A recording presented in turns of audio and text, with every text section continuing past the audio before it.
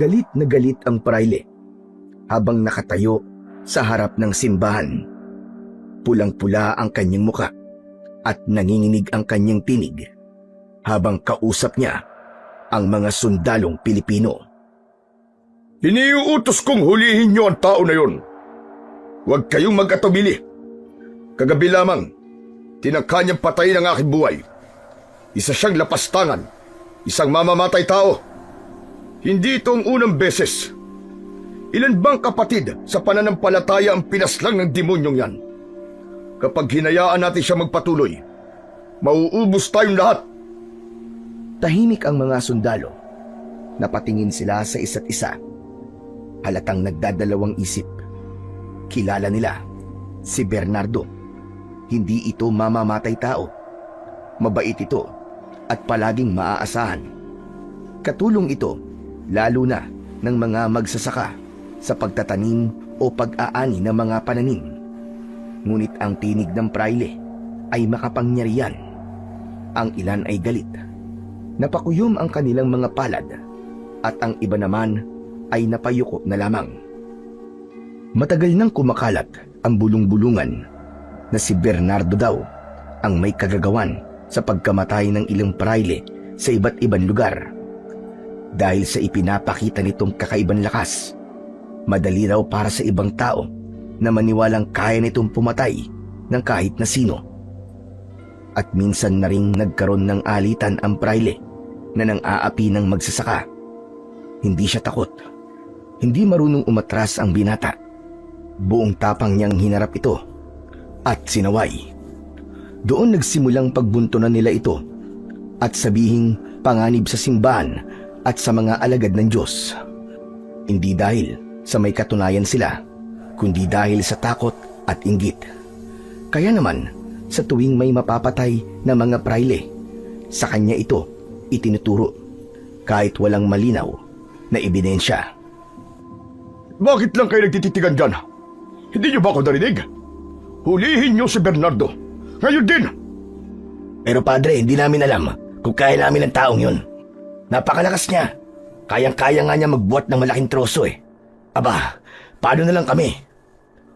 Wala kayong dapat na ikatakot. Ang kapangyarihan niya ay hindi galing sa Diyos, kundi galing sa demonyo. At ang lahat na mula sa demonyo ay kaya nating supilin sa ngalan ng simbahan. Mapapahama kami dyan sa gusto niyo, padre. Saka, wala ka namang ebidensya na siya talagang may gawa. Anong wala sinasabi mo? Sinubukan niya akong patayin kagabi. Iba ang itsura niya. Itsura ng demonyo. May malalaking pakpak at matatalas na ngipin at mga kuko. Padre, kilala namin si Bernardo. Hindi siya mamamatay tao. Maraming beses na siya tumulong sa mga taga-baryo. Kung may kakaiba man sa kanya, hindi niya yung ginamit para manakit. Mga hangal! Yan ay panlilin lang ng demonyo. Nagpapanggap siyang mabuti. Ngunit sa dilim ay naglalantad ng kanyang tunay na anyo. Alam niyo na may patayan na nangyayari, hindi ba? May mga prailing pinapatay. Sino pa ba ang may kakayahang gawin yon? Kundi siya lamang. Pero padre, mga duwag! Natatakot kayo sa kanya. Kaya nagdadalawang isip kayong hulihin siya. Ano pa silbi ng mga sandat at espada nyo kung kayo naman ay matatakot sa kanya? hindi kami natatakot, padre. Ang sa akin lang, baka hindi namin siya magawang hulihin. Paano kung lumaban siya? Baka walang kakayahan ng mga sandata namin sa kanya. Sinabi ko nang huwag kayong matakot. Tandaan nyo, nasa panig natin ang simbahan at nasa akin ang basbas ng kataas-taasan at wala pang masama na dinaig ang mabuti. Saglit na nagkatinginan ang mga sundalo. Bakas sa mukha nila ang takot. Ngunit dahil sa bawat salitang binibitiwan ng praile, napipilitan silang sumunod. Sige po, kung yan po ang utos ng padre, wala na po kami magagawa. Yan! Ganyan na sabihin nyo. Sige na, huliin nyo siya sa ngalan ng Santa Iglesia at kung lalaban, patayin. Ipakita nyo sa mga Indio na walang sino man, gaano man kalakas ang hihigit sa kapangyarihan ng Diyos na aming dala. Isa-isang hinigpitan ng mga sundalo ang hawak sa kanilang mga sandata. Bagamat nanginginig ang kanilang mga kamay, pinilit nilang lakasan ang loob dahil higit ang takot nila sa kapangyarihan ng praile kaysa sa kanilang sariling buhay.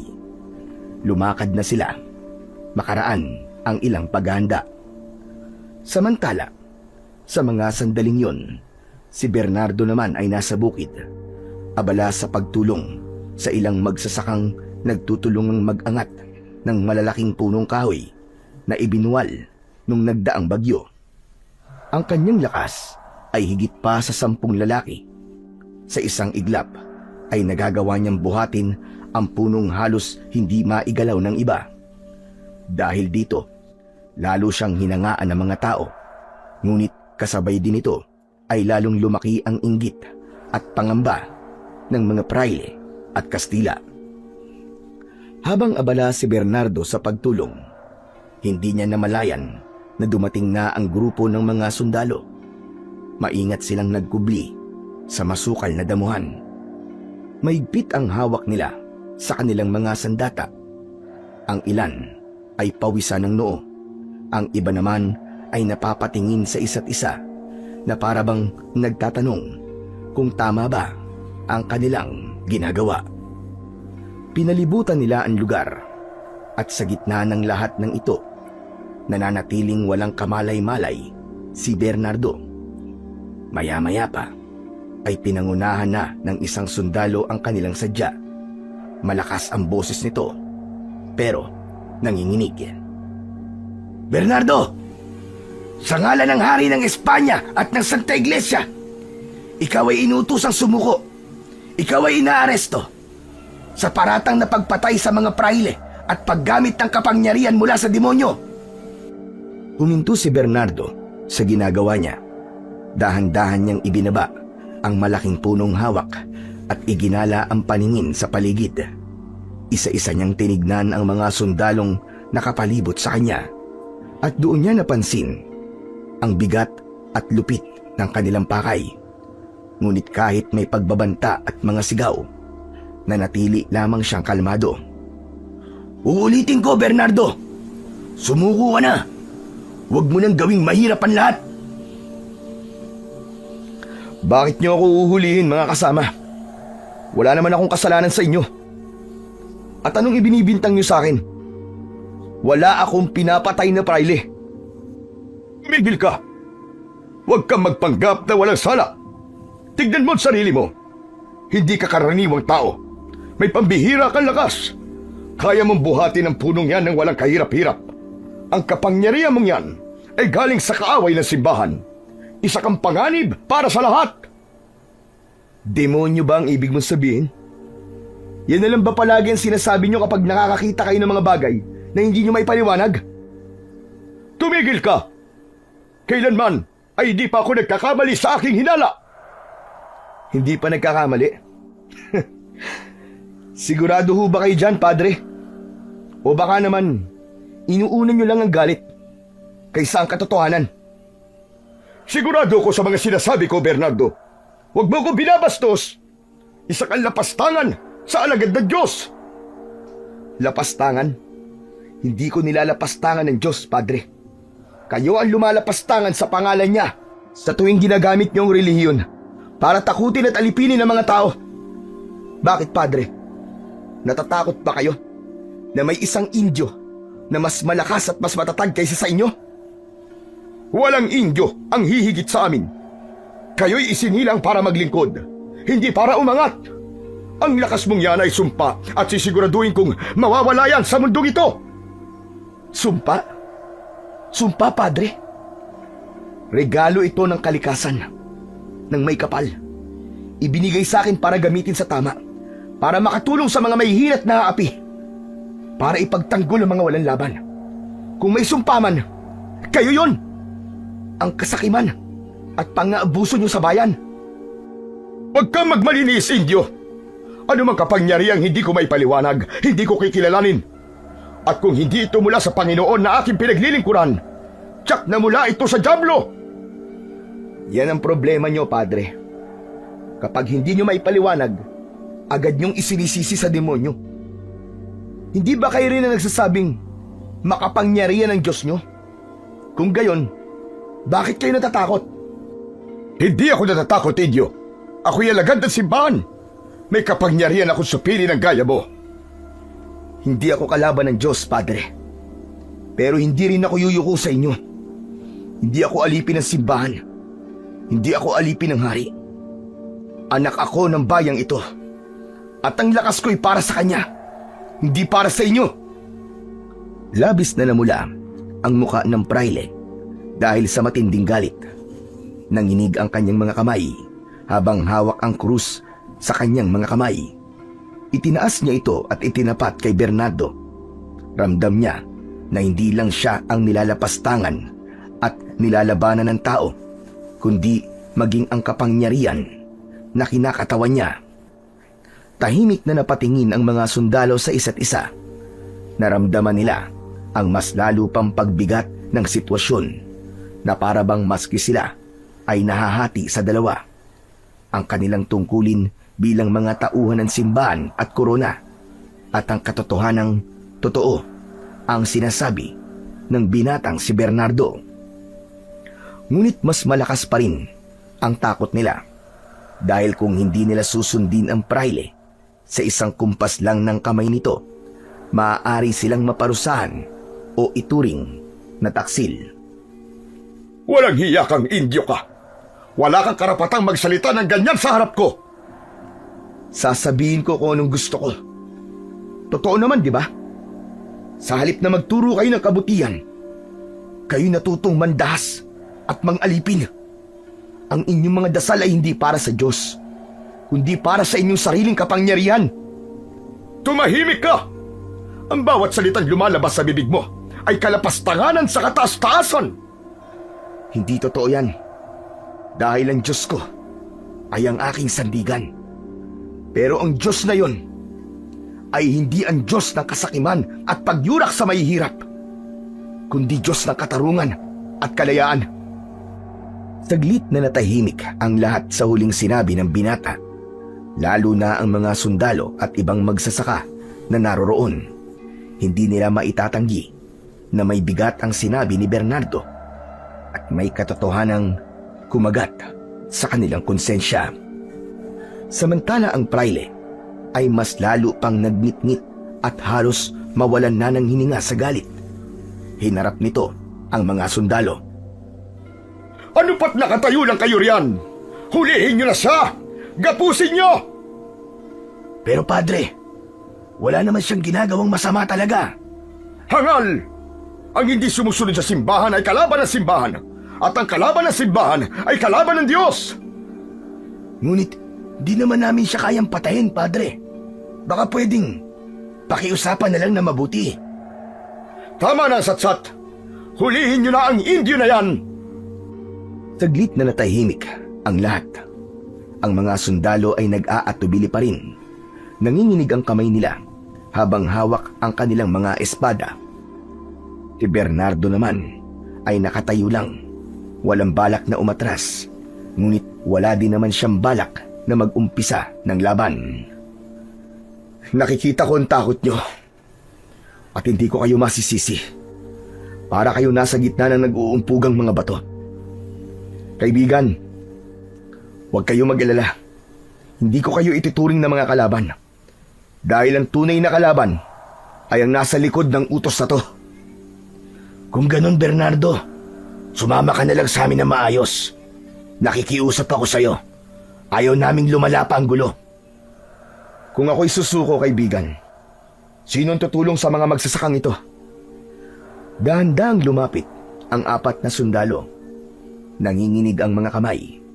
May hawak na lubid. Si Bernardo naman ay nakatayo lang. Hindi gumagalaw. Tila sinusubok ang loob ng mga sundalong lumalapit sa kanya. Pasensya ka na, Bernardo. Hindi namin pwedeng baliin ang utos ng hari at ang utos ng simbahan. Hindi ako kriminal.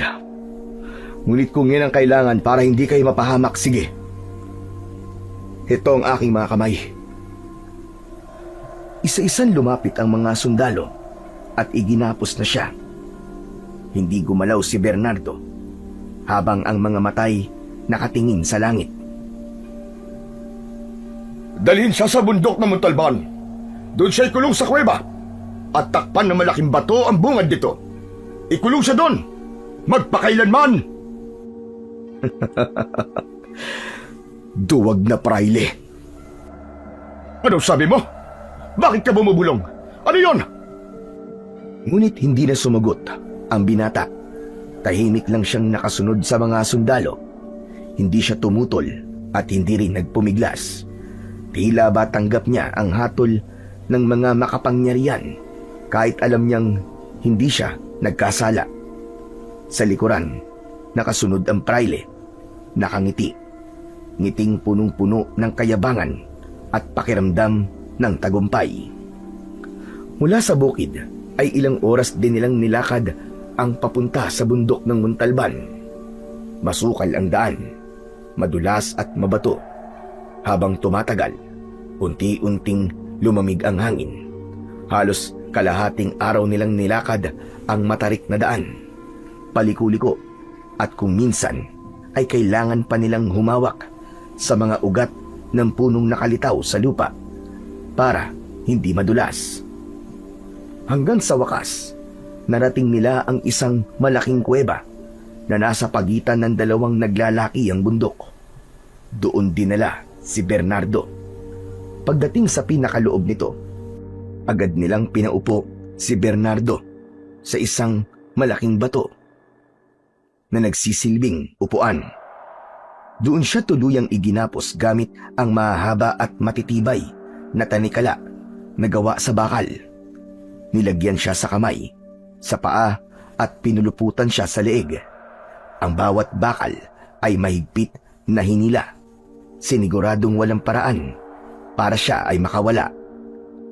Matapos siyang gapusin, inilibot ng mga sundalo ang tingin sa loob ng kuweba. Madilim at malamig. Naaawa sila sa binata pero wala silang magawa. Bago sila umalis, pinagtulong-tulungan nilang ipagulong ang isang napakalaking bato at itinulak yun sa bungad ng kuweba. Halos matakpan ang buong pasukan. Nag-iwan lamang sila ng isang maliit na siwang sa ibaba kung saan makakapasok ng kaunti ang hangin at liwanag. At sa huli, iniwan na nila si Bernardo doon, malayo sa tao, malayo sa lahat.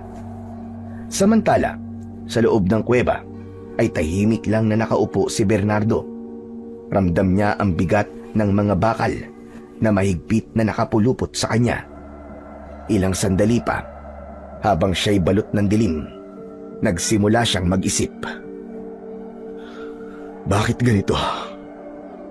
Ako na pagbibintangan na pumatay ng praile. Ako ang tumutulong sa mga tao. Ako na walang ibang hangad, kundi ang ipaglaban ng tama. Tapos ngayon, ay nakakulong. Napakagat ng labi si Bernardo at pinipigilan ang sarili na magalit. Samantalang yung tunay na may sala, nasa labas, malaya at patuloy na nagagawa ang kasamaan. Siya ang dapat na ikulong dito, hindi ako. Natigilan ang binata nang biglang sumagi sa isip niya ang kanyang ina. Alam niyang mag-aalala ito ng matindi sa kanya. Oras na malaman ito kung ano ang nangyari. Napayuko siya at napabulong. Ang nanay ko, wala siyang kasama. Paano na siya ngayon? Napakuyom ang kamao niya at buong lakas na hinila ang kanyang mga kamay upang kumawala sa kadena. Narinig sa buong kuweba ang tunog ng mabigat na kadena sa loob. Paulit-ulit niyang sinubukan. Nanginginig ang kanyang katawan sa sobrang puwersa. Pero ni isang kadenang nakapalupot sa kanya ay hindi niya naalis. Pawisan na siya at hingal na hingal matapos ang ilang subok. Sa huli, napasandal siya sa malamig na bato sa kanyang likod at pilit na pinakalma ang kanyang sarili. Hindi. Hindi pwede to. Hindi pwedeng dito ako mabubulok. Pagkatapos ng ilang pansubok, tuluyan ng bumigat ang kanyang katawan. Para bang lahat ng lakas na meron siya ay naubos na. Nakatitig lang siya sa kawalan habang ang tunog ng sarili niyang paghinga ang tanging maririnig sa loob. Dahan-dahan niyang ipinikit ang kanyang mga mata at isang mahabang buntong hininga ang kumawala sa kanya. Unti-unti nang pumasok sa isip niya ang mapait na posibilidad na baka nga wala na siyang pag-asa, na sa kuwebang yun na siya mamamatay ng mag-isa. Hindi maaari. Ganito na lang ba talaga ang kapalaran ko? Naroon ang bigat sa dibdib niya, hindi lang dahil sa tanikala, kundi dahil sa pakiramdam ng pagkatalo.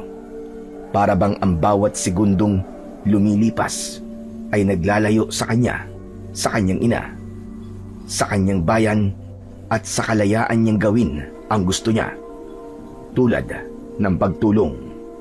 Sa sandaling yon ay wala na siyang nagawa, kundi ang yumuko. Samantala, sa isang simpleng kubo sa gitna ng bukid, nakaupo ang ina ni Bernardo sa may bintana. Sa kanyang tabi ay nakasindi ang isang lamparang halos maubos na ang langis. Hawak niya sa kanyang kamay ang tinahi niyang damit ni Bernardo. Dahan-dahan niya itong hinahaplos na para bang nandoon ang kanyang anak at suot yun. Sa kanyang mata ay bakasan lungkot at pag-aalala. Muli sa bintana, palipat-lipat ang kanyang tingin at bawat tao o aninong kanyang mapapansin na dumaraan ay umaasa siyang yun ang kanyang anak na parating. Gabi na at tulad ng dati, hindi mapakali si Aling Maria. Nakaugalian niya ng maghintay doon sa may bintana. Pero ngayong gabi, kakaiba ang kabog ng kanyang dibdib. Tila may mabigat na nangyayari na hindi niya mawari. Maigpit niyang niyakap ang damit ng kanyang anak at marahang napabulong. Halos parang isang dasal. Bernardo, anak. Nasaan ka na ba? Bakit hindi ka pa umuwi? Saan ka na naman ba nagsuot? Patuloy na nakatingin siya sa labas, umaasang makita kahit anino man lang sa harap ng kanilang bakuran ang kanyang anak. Ngunit wala. Lumalalim na ang gabi, ngunit nananatiling tahimik ang buong paligid. Ilang sandali pa ay naramdaman na ng ginang ang pagbigat ng kanyang mga talukap. Antok na siya at di iisang beses siyang humikab. Ilang ulit niyang pinilit na manatiling gising upang may sumalubong sa kanyang anak. Ngunit mas nanaig ang pagod at panghihina ng kanyang katawan. Sinarado na niya ang bintana, saka muling umupo at sumandal sa upuang kawayan. Maigpit ang kapit niya sa tinahing damit ng anak. Niyakap itong para bang yun na lamang ang nagbibigay ng lakas sa kanya. Hindi nagtagal na naigang antok. Unti-unting pumikit ang kanyang mga mata hanggang sa tuluyan na siyang nakatulog. Ngunit ilang sandali pa, bigla siyang nagulantang sa malakas at sunod-sunod na katok mula sa kanilang pinto. Mabilis at mariin yun. Tila may nagmamadali. Agad siyang kinabahan. Mabilis ang tibok ng kanyang dibdib. Sino yan? Ako po ito, Tia Maria. Si Joel po. Kaibigan po ni Bernardo. Pwede ko po ba kayo makausap? Nang mapagsino kung sino ang taong nasa labas, marahang binuksan ng ginang ang pinto at nakita niya ang lalaking nakasuot pa ng uniforme ng sundalo. Joel, halika, pumasok ka. Anong kailangan mo? Hindi agad nakasagot ang lalaki. Bagkus ay palingon-lingon ito sa paligid at siniguradong walang makakakita sa kanya. Mabilis siyang pumasok sa kubo at agad na isinara ang pintuan. Teka, ano bang ginagawa mo? Bakit isinara mo ang pintuan, Joel? Tia, may dala po akong masamang balita. Tungkol po ito kay Bernardo. Anong ibig mong sabihin? Ano nangyari sa anak ko? Tia, ipinahuli siya ng praile at ikinulong namin siya sa kuweba sa bundok ng Montalban. Anong sinabi mo? Ikinulong? Bakit? Anong kasalanan ng anak ko? Pinagbibintangan po siya ng praile na nagtangka sa kanyang buhay nung isang gabi. Diyos ko, hindi totoo yan. Kilala ko ang anak ko. Hindi siya mamamatay tao. Alam ko ho yun. Kaya nga ako nandito. Matagal na po kami magkaibigan ni Bernardo. Wala akong nakitang kasamaan sa kanya. Palagi siyang tumutulong sa mga magsasaka. Palaging iniisip ang kapakanan ng iba. Kaya hindi ko matanggap ang bintang sa kanya. Nasaan siya ngayon? Sa kuweba ho, dun sa bundok. Dun siya ikinulong. Iginapos siya at tinabunan pa ng malaking bato ang bungad ng kuweba. Napahagulgol ang ina ni Bernardo. Tinakpan ang muka ng kanyang dalawang kamay. Ang anak ko. Paano mo nagagawang tiisin ang ganong kalupitan? Pasensya na po kayo, Tia. Wala akong nagawa laban sa utos ng praile. Kung kumontra ako, aba pati ako mapapahamak. Pero hindi ko rin matiis na manahimik na lang. Naiintindihan kita.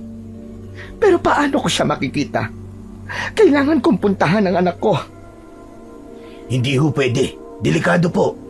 Saka malayo po. Baka hindi niyo po kayanin. Baka mapahamak pa po kayo. Ito nga pong pagpunta ko dito sa inyo ay palihimpe. Wala po silang alam na magkaibigan kami ni Bernardo. Talagang pinilit ko lamang na magpunta dito para ipaalam ho sa inyo ang nangyari. Diyos ko, ang anak ko. Bernardo, anak. Tia, wag ho kayong mag-alala. Hindi namin pababayaan si Bernardo. Kaming mga kaibigan niya at mga magsasaka, kami ang bahala sa kanya. Basta't magtiwala kayo sa akin. Hahanap kami ng paraan para siya ay mailigtas. Sigurado ka ba? Magagawa niyo ito ng paraan, Joel? Hindi po ako sigurado, pero susubukan po namin. Mamaya po ay magpupulong kami kung anong gagawin namin. Sige, gawin niyo ang lahat, iho. Nakikiusap ako. Huwag niyong pababayaan ang aking anak. Opo, ipinapangako ko po yan, Tia. Pero, hindi ba talaga pwede na makita ko siya o mapuntahan man lang? Hindi po talaga eh. Malayo po eh. Hindi niyo po kakayanin. Kaya ko, iho. Basta't bigyan mo lang ako ng kahit isang pagkakataon. Gusto ko siyang makita. Dalhin mo ako sa kanya. Kahit sandali lang. Pag-iisipan ko po. Gagawan po natin ang paraan. Muling napahagulgol ang ginang. Itinakip niya ang damit ng anak sa kanyang muka. Halos madurog naman ang loob ni Joel sa tanawing yun. Sandali siyang napatitig sa matanda bago muling nagsalita. Pero Tia, may isang bagay po kong hihilingin. Kailangan po ninyong maging matatag. Huwag po kayong basta-basta lalabas o magtatanong-tanong. Kapag may nakahalata, pareho tayong mapapahamak. Lalong-lalo na ho si Bernardo. Tumango si Aling Maria. Bagamat tuloy pa rin ang pagluha. Oo, iho. Gagawin ko ang sinabi mo. Kahit mahirap, kakayanin ko. Basta't ipangako mo sa akin. Ipangako mo na babalik si Bernardo. Ipinapangako ko po. Hanggat humihinga ako, hahanap ako ng paraan para makalaya si Bernardo. Maya-maya pa, tumayo si Joel at binuksan ng dahan-dahan ang pinto. Tumingin siya mula kay Aling Maria, saka tumango bilang tanda ng pangako. Samantalang ang matanda ay naiwan sa loob ng kubo. Kinuha niya ang kanyang rosaryo, nagsindi ng kandila at tinungo ang altar upang magdasal. 2 araw ang lumipas. Madaling araw, muling bumalik si Joel sa kubo ni Aling Maria. Kasama niya ang 5 magsasaka na kapwa malapit kay Bernardo. Hindi nag-aksaya ng oras si Joel. Saglit siyang kumatok at nang makita siya ni Aling Maria, bigla itong umiyak. "Tiya, oras na po. Puntahan na natin si Bernardo." Sige, tara na. Ano bang dapat dalhin ko? Ano ang kailangan, Joel? "Huwag na po kayong mag-alala. Wala po kayong dadalhin. Ayos na po ang lahat. May mga dala na kaming pagkain para sa kanya at iba pang mga gamit na pwedeng makatulong sa atin. Wala na po tayong oras. Tara na ho. Kailangan na natin bilisan." Nagsimula na silang maglakad. Marami silang mga bitbit, pagkain, tubig, at maliliit na mga lampara. Maingat ang kanilang mga hakbang.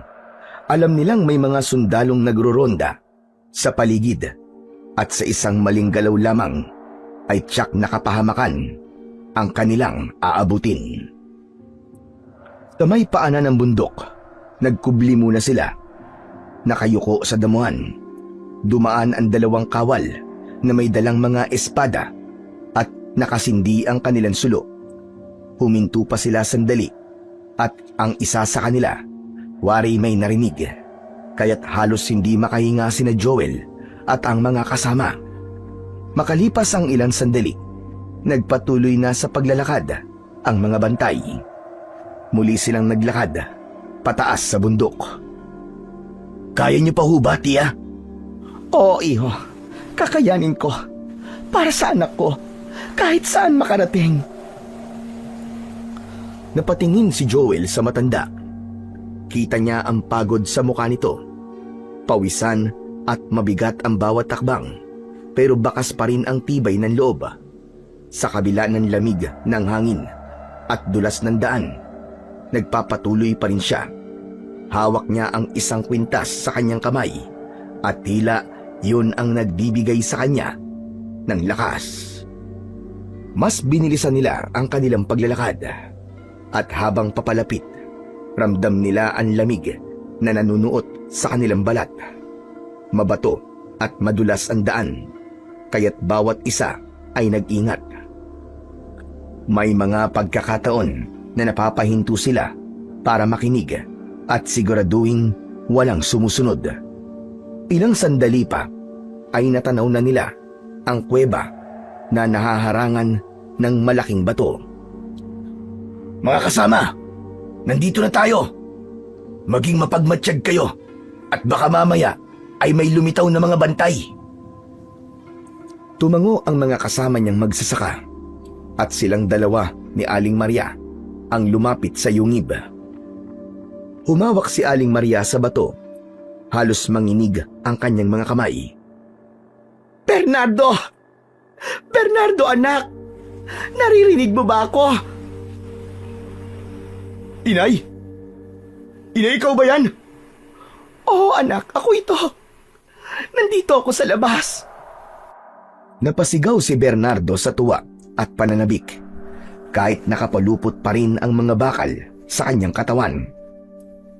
"Inay! Paano kayo napunta dito? May kasama ba kayo?"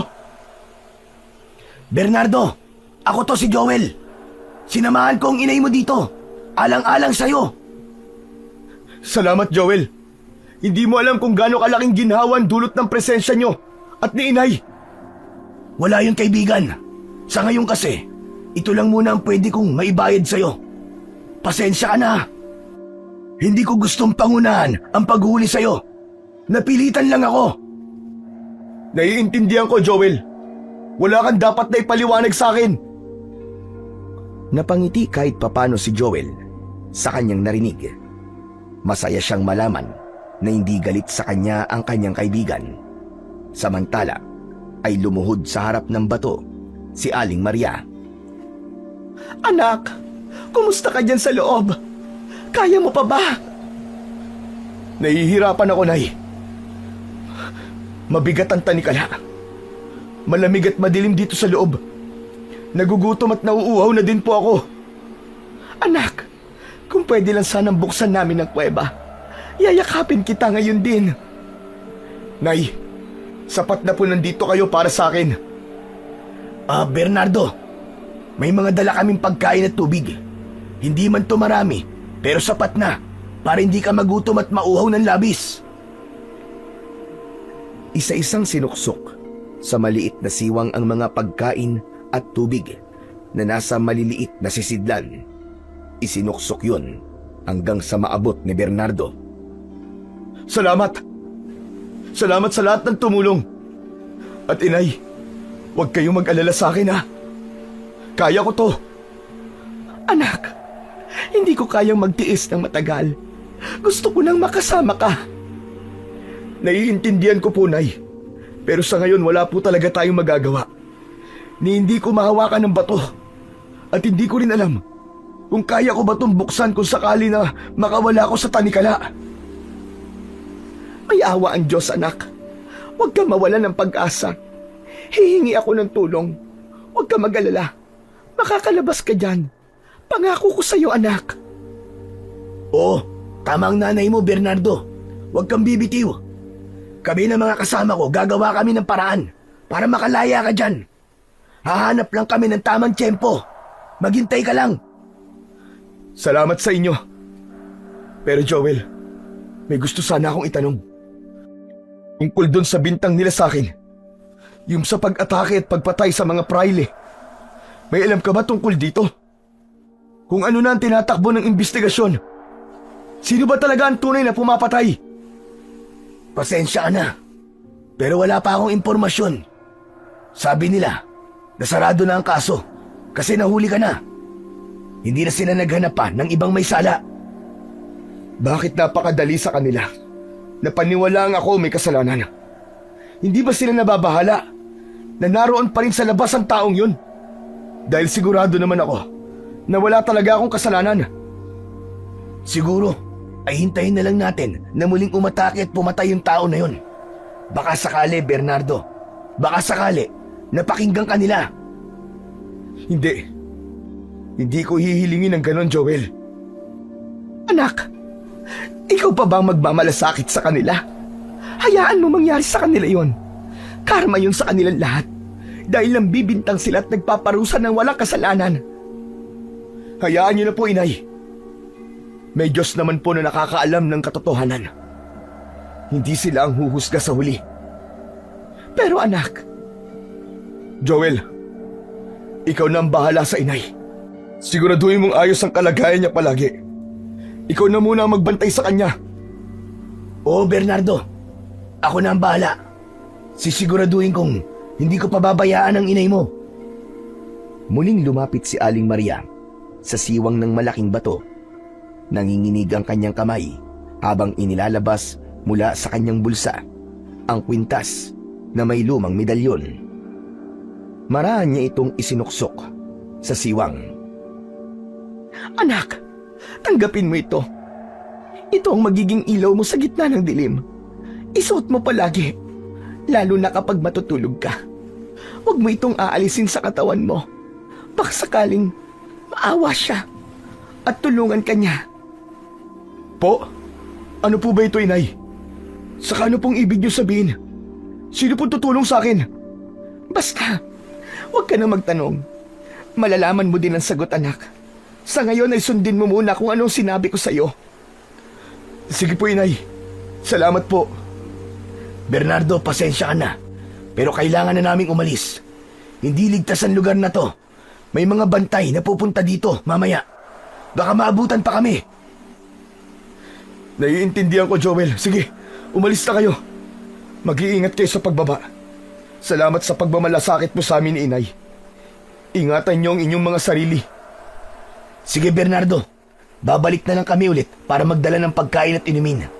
At kung may bagong balita, ipapaalam ko kagad sa'yo. Sa huling pagkakataon, idinikit ni Aling Maria ang kanyang muka sa malamig na bato. Sa paraang yun, ay tila ramdam na rin niya ang kanyang anak. At pagkatapos nun, ay bumaba na sila. Iniwan na nila ang kuweba at si Bernardo. Naglakad na sila pababa ng bundok.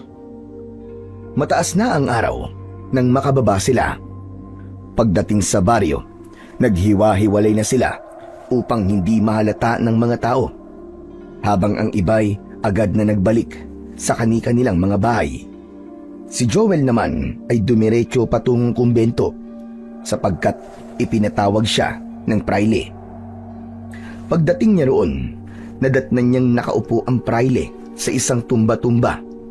May malambot itong unan na nakapatong sa kanyang kandungan, habang ang isang kamay ay may hawak na inumin at sa kabila na may isang babasahin.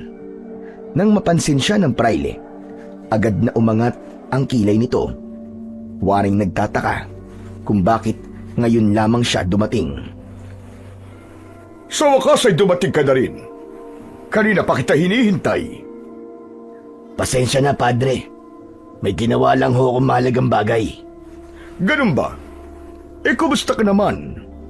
Nakapagpahinga ka ba matapos ang matagumpay nating pagkakahuli sa binatang si Bernardo? Opo, ayos lang. May inilagay ka bang bantay sa yungib? Baka mamaya ay makatakas ang binatang yon. Imposible po yun. Sa bigat at kapal ng kanyang tanikala at sa laki ng batong nakaharang sa kuweba, hindi na siya makakalabas. Bahagyang tumango ang praile, saka napangisi at marahang tumawa. Mabuti naman kung ganon. Alam mo ba sa loob ng 3 gabi ay naging masarap ang tulog ko. Hindi na ako kinakabahan na baka isang gabi muli akong balikan ng dambuhalang nilalang na yun. Talaga, Padre? Tumawa ang Padre at naglakad at inikutan si Joel. Mabigat ang kanyang mga akbang at tila ba nais iparamdam ang kanyang kapangyarihan. Tumitig siya kay Joel. Nanlilisik ang mga mata. Oo. Wala nang higit na nagpapasaya sa akin kundi ang makitang isang tulad ni Bernardo na iginapos sa madilim na kuweba. Doon siya nababagay. Isang taong nagkukunwari na malinis at matulungin. Pero mamamatay tao naman pala. Ang lakas ng loob niyang kalabanin ang simbahan. Napakuyom ang kamao ni Joel. Pinili niyang pigilin ang kanyang galit. Hindi siya komportabling pakinggan ang panlalait na yon ng praile sa kanyang kaibigan. At alam mo ba, masarap isipin na doon na siya mabubulok ng tuluyan. Hindi na nakatiis si Joel. Bahagya siyang humakbang, palapit at sumagot sa Padre. Padre, hindi po ba kayo nagdadalawang isip kung sakaling hindi talaga si Bernardo may sala? Paano kung may ibang taong nasa likod ng lahat? Paano kung muling may sumalakay o pagtangkaan kayong patayin sa mga susunod na araw? Nag-aalala ka sa akin? Bahagyang tila tumigil sa paghinga ang praile. Nakatitig ito ng malagkit sa muka ng binata. Tinignan niya ito mula ulo hanggang paa at saka kinagat ang kanyang mga labi. Hindi kumibo si Joel. Nanigas ang panga niya sapagkat hindi siya komportableng makitang pinagmamasdan siya ng ganoon. Mabilis siyang nag-iwas ng tingin. Bakit hindi ka makasagot? Sabihin mo sa akin, iho. Nag-aalala ka ba talaga sa akin? Padre, iniisip ko lang ang seguridad ninyo. Walang kasiguraduhan ng lahat hanggat hindi natin nahahanap ang tunay na salarin. Biglang tumayo ang praile at sa paglapit nito ay inilapat pa ang kamay sa balikat ni Joel. Hinaplos niya ito ng banayad. Biglang nag-init ang tenga ng binata at agad na umatras upang alisin ang kamay ng praile sa kanyang balikat. Huwag kang mahihiya, iho. Wala namang ibang makakaalam. Maliban na lamang kung ikaw mismo ang magsasabi. Pasensya na ho, Padre. Pero hindi ko gusto ang ginagawa nyo. Napakunot ang noo ng pari, pero hindi ito umatras. Sa halip, bahagya pa siyang ngumiti. Alam mo bang malayo ang mararating mo kung gugustuhin mo? maaari kong itaas ang iyong ranggo. Hindi ka na basta-basta kawal lamang. Magiging kapitan ka. Magiging tanyag ka sa buong bayan. At magiging malapit ka sa akin. Hindi ko kailangan ng ranggo. Kapalit naman ang aking dangal. Tumigas ang anyo ng praile. Nabura ang ngiti at napalitan ng malamig na titig. Sigurado ka ba, iho? Alam mo bang isang malaking oportunidad ang tinatanggihan mo? Ano bang akala mo sa sarili mo, ha? Hindi porket masipag ka at tapat sa iyong tungkulin ay agad kang aangat. Hindi ganoon ang mundo. Kung gusto mong tumaas ang ranggo, dapat marunong kang kumapit at ako ang tamang tao para kapitan mo. Padre, pasensya na. Pero hindi ko talaga kayang gawin ang sinasabi ninyo.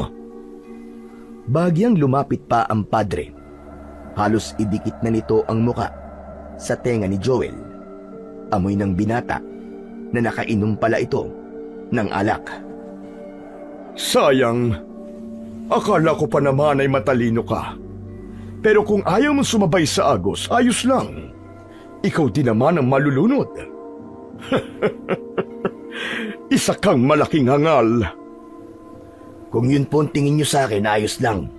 Wala ho akong pakialam. Dahil importante sa akin ang aking dangal. At kahit kailan, hanggat kaya, gagampanan ko ang aking tungkulin ng tama at malinis. Huwag kang magpakampante. Alam mo na sa akin ang kapangyarihan. At kapag ako ang kumalaban sa'yo, baka pati ikaw sumunod sa yapak ni Bernardo. Nanlamig ang binata. Ngunit pinilit niya ang kanyang sarili na kumalma. Mahinahon pa rin siyang nagsalita. Paumanhin po. Kung wala na po kayong ibang ipag-uutos, aalis na po ako. Hindi sumagot ang praile. Nakapako lamang ang malamig nitong tingin habang si Joel ay mabilis na tumalikod. Naglakad siya at agad na lumabas ng kumbento. Halos madapa pa nga sa pagmamadali. Mabilis ang tibok ng kanyang puso dahil sa kinikimkim na inis at galit. Pagkalabas ng binata, huminto siya saglit sa ilalim ng puno. Doon siya huminga ng malalim at napakuyom muli ang kanyang kamao. Demonyo!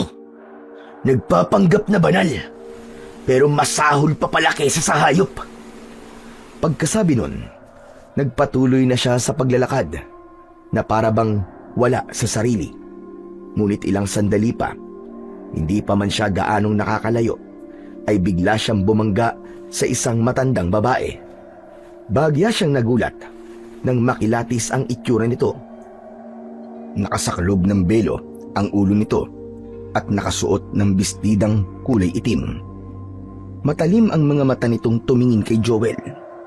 Pakiramdam ng binata ay tila tumatagos hanggang sa kanyang kaluluwa ang tingin sa kanya ng matanda. Naging kapansin-pansin din ang maitim na balat nito sa kanyang mukha. Pasensya na po kayo, inang. Hindi ko po kayo nakita. Ngunit hindi siya sinagot ng matanda. Tahimik lamang itong dumiretso ng lakad. Mabagal, ngunit tiyak ang bawat takbang hanggang sa tumapat ito mismo sa harapan ng kumbento. Doon ay nakita ni Joel na tila may ibinubulong ito. Kasunod noon ay bigla itong ngumisi. Ngunit ilang saglit lang ay napalitan ng matinding galit ang anyo ng kanyang muka. Napakunot ang noo ng binata sa kanyang nakita. Sira ulo siguro ang matandang yun. Umiling siya sandali at pagkatapos ay ipinagpatuloy na ang kanyang paglalakad. Ngunit bigla siyang natigilan nang may makita sa lupa. Isang larawan yun na tila nalaglag. Pinulot niya ito. Larawan yun ng isang babae at isang mas batang lalaki. Nasa tansya niya ay halos kasing edad lang niya. Hindi niya kilala ang mga ito at wari niya ay hindi taga roon ang babae. Maaaring naligaw lang o nagkataong napadpad sa kanilang lugar. Muli niyang nilingon ang matanda, ngunit laking pagtataka niya na wala na ito roon. Para bang biglang naglaho sa isang iglap. Napaisip si Joel kung paano ito nangyari, gayong malinaw na nakita niyang nakatayo roon ang matanda at wala namang ibang daanang maaari itong lusutan. At ang tangi niya lang naisip na posibilidad ay pumasok ito sa loob ng kumbento. Itinago ni Joel ang larawan sa kanyang bulsa at habang naglalakad, hindi mawala sa isip niya ang anyo ng matanda, ang matalim nitong titig, ang bigla nitong pagngiti at iba pa. Ilang saglit pa, nakasalubong niya ang dalawa niyang kaibigan na kapwa sundalo rin. Doon niya naisipang ipakita ang larawan. Mga kasama, kilala niyo ba tong mga nasa larawan? Tinignan ng dalawa ang larawan at sandaling nagkatinginan. Isa sa kanila ang napabuntong hininga at marahang nagsalita. Kilala niya ang mga ito, lalo na ang matandang babae. Ayon sa kanyang kaibigan, nabaliw ang matanda dahil sa malagim na sinapit ng kanyang nag-iisang anak. Ang lalaking kasama naman ito sa larawan, ang binata na halos kaedad ni Joel. Yun daw ang anak na napatay ilang buwan na ang nakararaan. Ngunit hindi raw yun basta-bastang pagpatay. Ayon sa bulong-bulungan, ginahasa muna ito ng hindi pa nakikilalang salarin bago pinaslang at pagkatapos ay itinapon na lamang sa kung saan. Kawawa naman pala kung ganun. Hindi na nagtanong pa si Joel matapos magpaalam sa dalawa niyang kaibigan. Muli niya nang ipinagpatuloy ang kanyang paglalakad pauwi sa kanilang bahay. Paglipas ng ilang oras, tahimik na natapos ang araw. Parang normal lang ang lahat. Ang mga tao'y nagsipag-uwian. Ang mga tindahan ay isa-isang nagsara. At ang katahimikan ng gabi ay bumalot sa buong baryo. Ngunit sa muling pagsapit ng umaga, biglang nagulantang ang lahat.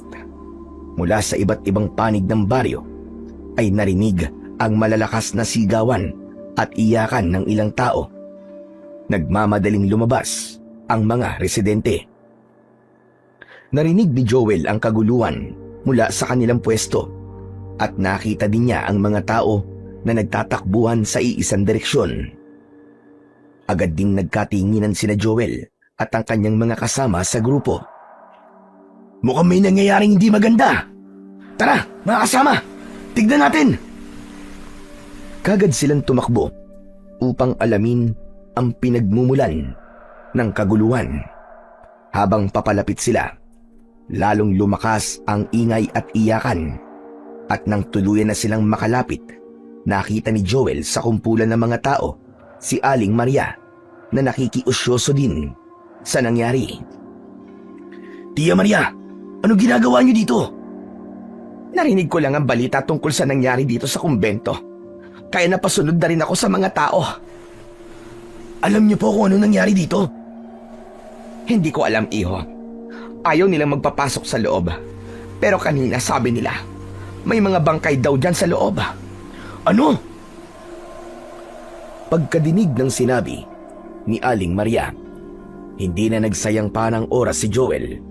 Agad niyang tinawag ang kanyang mga kasama at nagsimula silang maglakad papasok. Pilit man silang pinipigilan ng iba, hindi sila nagpatinag. Pagpasok nila sa loob, bumulaga sa kanila ang kalunos-lunos na tanawin. Nakahandusay sa malamig na sahig ang tatlong katawan. Ang una, isang batang sakristan. Nakadilat ang mga mata na parabang namatay sa matinding takot. Punit-punit ang kanyang damit at may malalalim na sugat sa dibdib. Ang pangalawa, isang lalaking taga-kumbento. Halos hindi na makilala ang mukha nito. Nakanganga ang bibig. Tila sinubukan pan sumigaw bago nawalan ng buhay. Ang tiyan niya ay wakwak at may ilang lamang loob na nakakalat. At ang pangatlo naman ay isang babaeng payat. Nakahandusay ito sa kusina ng kumbento. May bakas ng kagat sa leeg at sa paligid ng sugat ay nangingitim ang balat. Napaatras si Joel sa kanyang mga nakita. Diyos ko, ano nangyari dito? Sino may gawa nito? Habang sinusuri ni Joel ang babaeng biktima, biglang dumagsa ang mga tao. Hindi na sila napigilan ng mga nagbabantay. Pagpasok nila, nakita nila ang mga bangkay. Ang iba ay napasigaw sa takot, samantalang ang iba naman ay napaiyak at napayakap sa kanilang mga kasama. May ilan pang halos masuka dahil bukod sa kalunos-lunos na sinapit ng mga biktima, amoy din sa paligid ang nakakasulasok na amoy ng malansa at mabahong amoy ng mga bangkay. Amoy malansa at bulok na karne kahit hindi pa man naaagnas. Sigurado ko na hindi taong may gawa niyan, kundi isang aswang. Napatingin si Joel kay Aling Maria. Kita niya ang matalim na titig nito sa mga bangkay. Ngunit may isa pa siyang napansin. Medyo malikot ang mga mata ng matanda, para bang may hinahanap sa loob ng kumbento. Saglit siyang natigilan, ngunit pinili niyang hindi muna magtanong. Mas mahalaga ngayon sa kanya na maunawaan nila kung ano ang totoong nangyari.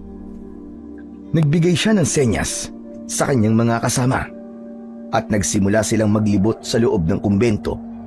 Isa-isa nilang sinilip ang bawat silid, umaasang makakahanap ng sagot o kahit na anong palatandaan kung paano nangyari ang lahat.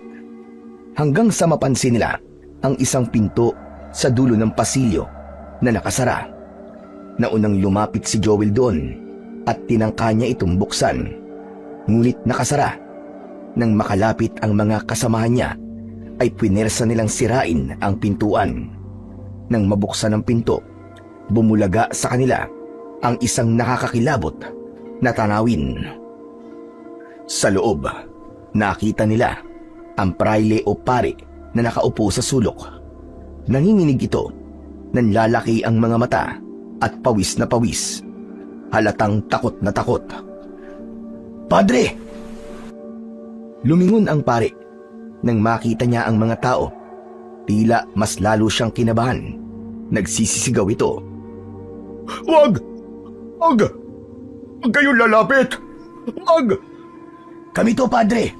Wala po kaming gagawing masama sa inyo. Ligtas na po kayo. Walang maliligtas sa demonyo. Nakita ko siya. Nakita ko. Diyos ko. Ano nakita nyo, padre? Sabihin nyo, ano nakita nyo? Isa siyang nilalang na may mapupulang mga mata, matutulis sa mga kuko, at may matatalim na mga pangil. Halimaw. Oo, isang halimaw. Sandali lang po. Linawin nyo po ang sinasabi nyo. Ano po ba talaga nangyari? Sino po ang nakita ninyo? Demonyo. Isang halimaw. Pinasok niya ang kumbento. Isa-isang nilapang mga kasama ko. Wala ako nagawa. Wala ako nagawa. Kailan nangyari to, padre? Kagabi. Gabi siya dumating. Hindi ko alam kung paano siya nakapasok. Tahimik lang kami nagdarasal ng sakristan nang bigla kaming nakarinig ng mabibigat na mga yabag. Tapos... Huminahon po kayo. Nais kong malaman ang lahat ng mga nangyari. Sabihin niyo po sa akin na maayos. Oo, sasabihin ko. Pagkatapos namin marinig ang mga yabag, sumilip ako at nakita ko yung nilalang na sinusubukang buksan ang pintuan ng kumbento. Malakas siya. Nagawa niya makapasok ng walang kahirap-hirap. Tapos diretso niyang hinablot ang aking sakristan. Ibinalibag sa pader at nilapa sa harapan ko. Pagkatapos nun, ano ginawa niyo? Tumakbo ko sa aking silid at isinara na maigi ang pinto. Madali lang wasakin ang pintuan na to. Bakit hindi kanya napasok dito? Dahil may inilagay akong pangontra para sa mga demonyo. Tignan mo, andyan sa seradura ng pintuan nakasabit. Ilang beses niyang sinubukan na makapasok dito kagabi. Pero hindi niya magawa. Napatingin ang sundalo sa pintuan at doon ay nakita niyang nakasabit ang isang kwintas na may krusipiho. Ang krus na yan ay pinagpala ng isang matandang obispo mula sa ibang bayan. Matagal ko nang dala yan at hindi ko akalain na yan ang makakasagip sa akin kagabi. Kaso, ang mga kasama ko, wala na. Pinatay niyan lahat. Ganun ba? Pero padre, sigurado ka bang halimaw ang nakita mo kagabi? Hindi tao? Sigurado ako. Hindi tao ang pumasok dito. Nung nagtago ako dito, nasa labas siya ng pinto. Umuungol. Kinakalampag ang mga dingding. Ito rin ba ang halimaw na una nagtangka sa'yo? Hindi agad nakasagot ang praile. Kita sa kanyang muka ang pag-aalinlangan. Pinagpapawisan siya habang nakatitig kay Joel. Sa kadahan-dahang lumingon sa mga tao sa paligid. Lahat ng mga mata ay nakatuon sa kanya. Naghihintay ng kanyang sagot. Oo, siya rin. Siya rin yun.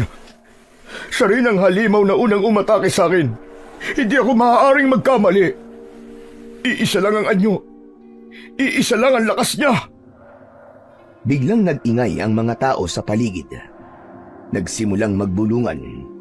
Si Joel ay napabuntong hininga at saglit na napangiti dahil nararamdaman niyang malaking tulong ang sinabing yun ng praile para mapalaya ang kaibigan niya na si Bernardo.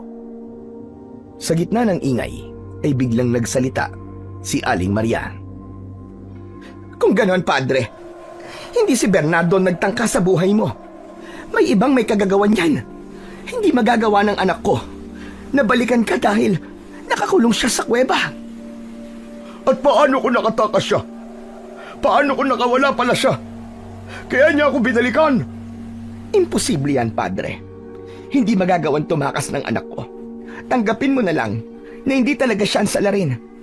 Nakikiusap ako sa inyo, padre. Pakawalan niyo na ang anak ko dahil wala siyang kasalanan.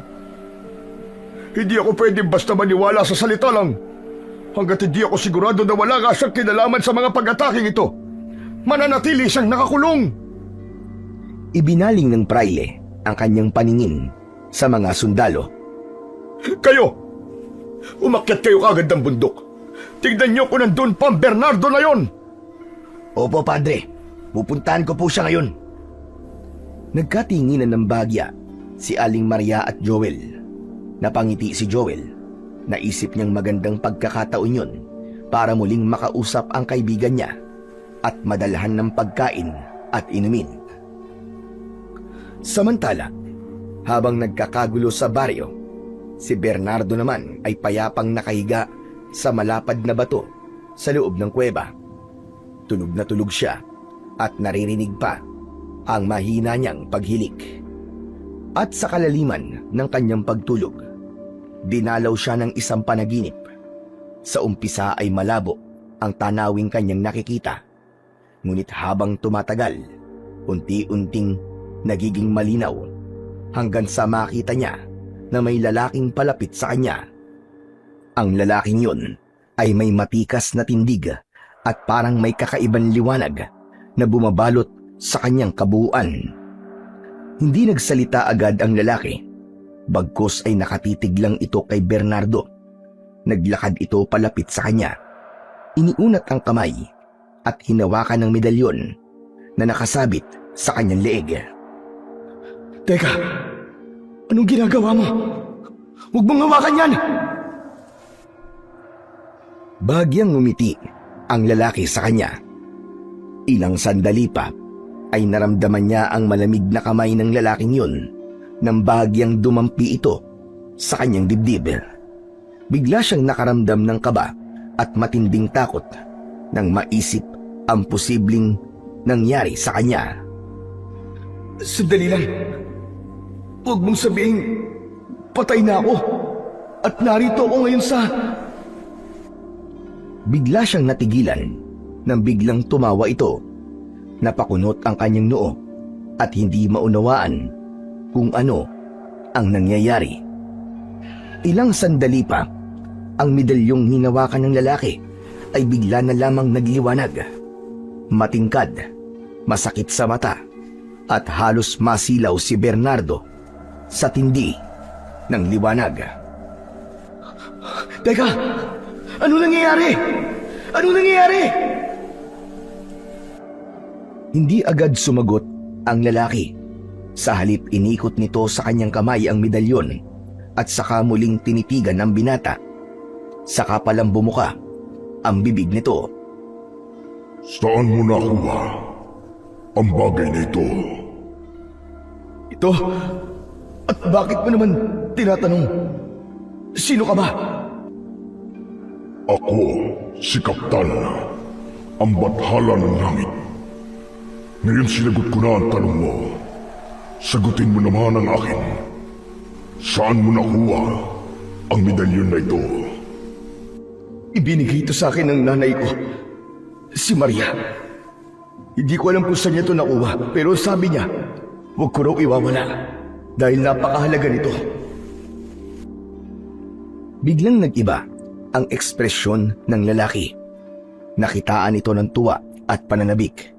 Nakita sa kanyang muka ang isang ngiti na may halong pagkabigla at saya. Nanlaki ang mga mata ni Bernardo.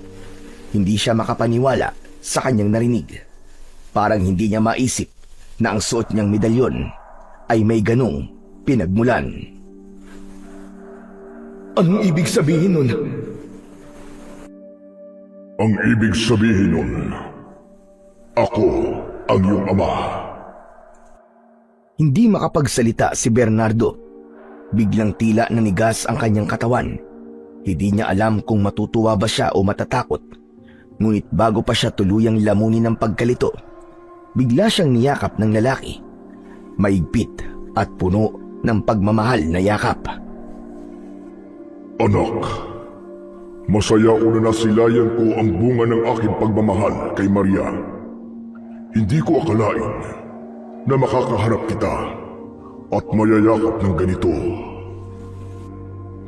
Hindi agad nakaimik si Bernardo.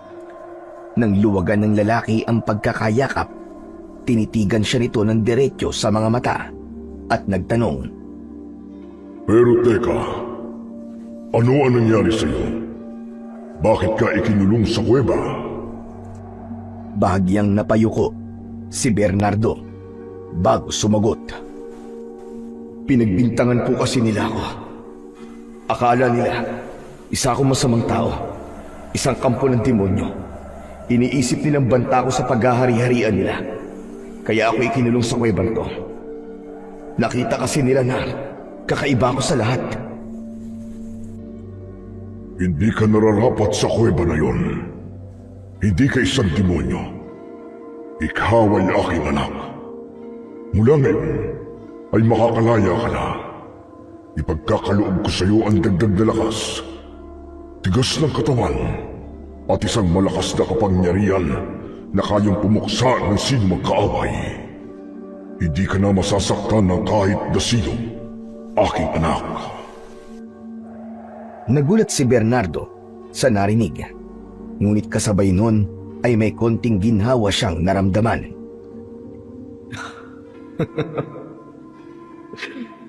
Salamat po. Maraming salamat po. Sandali lang. Bakit ka masaya? Pasensya na po. Ngayon ko lang po kasi napagtanto kung bakit ako kakaiba. Kaya pala may kakaibang lakas ako at tibay ng loob. Kasi anak pala ako ng isang bathala. Tama ka. Isa kang anak ng magiting na bathala. At ako yun, anak. Pero, bakit ngayon lang po kayo nagpakita? Saglit na natahimik ang bathalang si Kaptan bago ito sumagot. Hindi madali ang ating kalagayan, anak. Ang mga bathala at mga mortal ay may pagitan. Hindi sila maaaring magsama na matagal. Ngunit tinawag ako ng medalyon. Ipinakita nito sa akin na may isang nilalang na nangangailangan ng aking tulong. Hindi ko kayang ipagwalang bahala ang aking sariling kadugo. Kaya narito ako ngayon upang tulungan ka dahil ikaw ay mahalaga. Hindi ko po alam ang mararamdaman ko ngayon, Ama. Pero masaya po ako. Biglang tumulo ang luha ng binata habang tinititigan ang kanyang ama. Salamat po at nagpakita po kayo sa akin. Akala ko iniwan ako ng aking ama dahil sa kakaiba kong kakayahan. Akala ko dahil salot ako. Ngumiti si Kaptan at marahang inilagay ang kamay sa balikat ni Bernardo. Hindi ka salot, aking anak.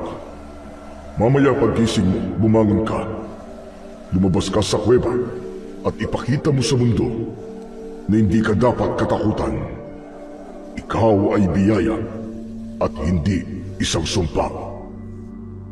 Pero paano po ako makakalabas? Nakagapos po ang aking mga kamay, paa at leeg, at natatakpan po ng isang napakalaking bato ang bungad ng kuweba. Kahit anong gawin ko, siguradong hindi ko yun maaalis. Biglang natawa si Kaptan, tila ba naaaliw sa pag-aalala ng binata. Kaya mo yun, anak. Kaya mo. Habang suot mo ang medalyon, ako ang lakas at gabay ng langit ay mananatili sa iyo. Kaya wala kang dapat na ipag-alala. Pagkatapos sabihin yon, muling lumabo ang paligid. Unti-unting naglaho ang anyo ng bathalang si Kaptan. Ngunit naiwan sa puso ni Bernardo ang init ng kanyang yakap at ang mga salitang kanyang panghahawakan.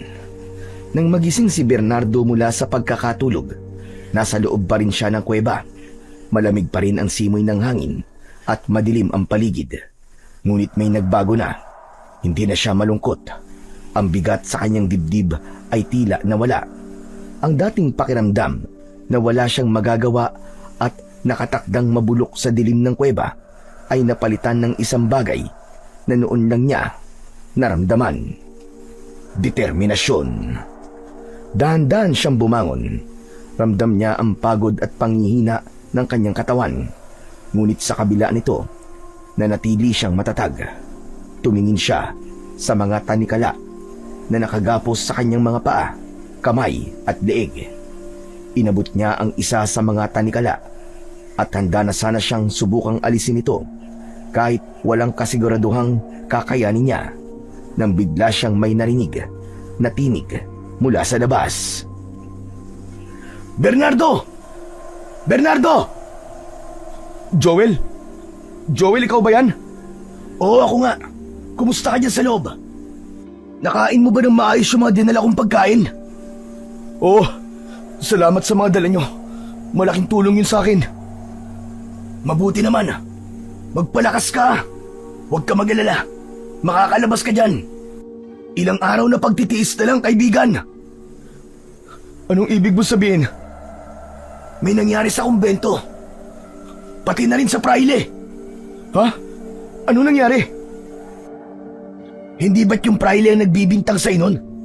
Siya yung nagsabing umatake ka sa kanya, kaya ka kinulong dito. Oo, siya nga. Bakit? Ano nangyari sa kanya?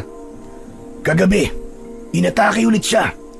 Malinaw na hindi ikaw yung tinutukoy niya. Makakalaya ka dito. Maniwala ka sa akin. Siya nga pala. Nakita namin siya kanina, nangangatog sa takot. Kaya lang, nakakalungkot ang nangyari sa mga kasama niya sa kumbento ng simbahan. Namatay sila, kinain, winakwak ang katawan nila at ang iba pa. Talaga? Pinatay sila ng ganong karumal-dumal na pamamaraan? Oo, wala silang kalaban-laban. Mga inosente sila na nadamay lang. Ang sabi-sabi, mukhang yung praile lang talaga ang pakay ng aswang na yun. Aswang? Sigurado ba silang aswang ang may gawa? Ayon sa kwento ng praile, nakita niya mismo ang aswang. May mahahaba at matatalim na kuko. Mapula ang mga mata. Kung totoo nga yun, delikado yan. Baka may iba pang masaktan. Kawawa ang mga kababaryo natin. Gusto ko sanang tumulong. Gusto kong mahuli ang aswang na yun at pagbayarin siya sa mga inosenteng pinatay niya. Para na rin mapatunayan kung wala akong kasalanan. Na siya ang tunay na may gawa at hindi ako. Huwag mo na munang alalahanin yun sa ngayon. Ang importante, may pag-asa na makakalaya ka na. Salamat, Joel. Salamat sa pagtitiwala mo sa akin. Matagal na tayong magkaibigan, kaya alam kong hindi mo kayang gumawa ng masama. Nagpatuloy pa ang kanilang pag-uusap. Ngunit makaraan ng ilang sandali, nagpaalam na si Joel. Alam niyang kailangan na siyang umalis dahil siguradong magtataka ang praile kung bakit hindi pa siya nakakabalik. Ngunit bago umalis, ay isinuot niya sa siwang ang dala niyang mga pagkain para sa kaibigan. Bernardo, mag-iingat ka dyan ha. Huwag ka mawala ng pag-asa. Kumain ka ng maayos at uminom. Huwag mong pabayaan ang sarili mo dito. Oo kaibigan, gagawin ko yan. Salamat sa mga dala mo. Salamat sa mga pag-aalala mo sa akin. Isa kang tunay na kaibigan. Hindi ko tuloy alam kung paano ko mababayaran ang mga utang na loob ko sa'yo. Huwag mo na munang isipin yon, wala yon. O siya, aalis na ako. Sige, mag-iingat ka. Tumayo na si Joel at nagsimulang maglakad pababa ng bundok. Samantala, matapos umalis ni Joel, nanatiling tahimik si Bernardo sa loob ng kuweba. Hinawakan niya ang kanyang medalyon at sa sandaling yun, parang naramdaman niya ang kakaibang enerhiya na dumadaloy mula rito. Bigla itong lumiwanag. Sa unang pagkakataon, malinaw niyang nakita ang paligid.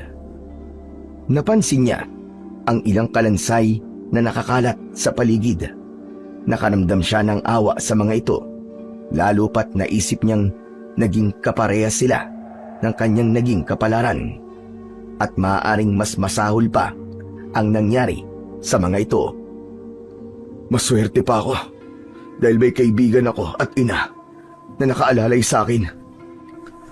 Bigla siyang naluwa nang maisip na maaaring walang dumating na tulong sa mga taong yon. Ngunit bago pa siya malugmok sa lungkot, naramdaman niya sa kanyang dibdib at mga kamay ang malakas na enerhiyang dumaloy mula sa medalyon. Ang liwanag nito ay bumalot sa kanyang katawan at inalis ang lahat ng kanyang mga nararamdamang sakit at panghihina. Muling hinawakan ni Bernardo ang mga tanikala sa kanyang kamay. Ang bawat bakal ay mabigat, ngunit kayang-kaya niya itong iangat ng walang kahirap-hirap. Sinubukan niya itong hilahin. Sa una ay dahan-dahan lang, pero makaraan ng ilang saglit, pinwersa niyang hilahin ang magkabilaang dulo nito.